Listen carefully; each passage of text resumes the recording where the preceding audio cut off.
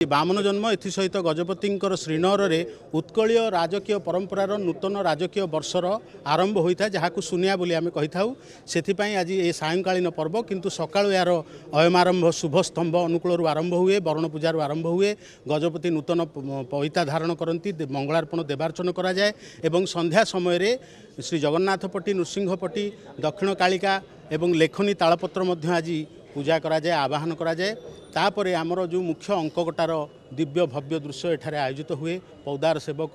नर कर्ण माने नूतन अंक को स्वतंत्र सुवर्ण स्वर्ण मुद्रारे काटी थांती आज ठारू पारंपरिक भाव में गजपति श्री श्री दिव्य सिंह देवंकर 69 अंक एवं 1433 सालर प्रवेश है निर्दिष्ट सूत्र पद्धति एवं परंपरा अनुजाई यही अंक गणना करा जाए जहाँ आवाहन मान कालू चली आसी।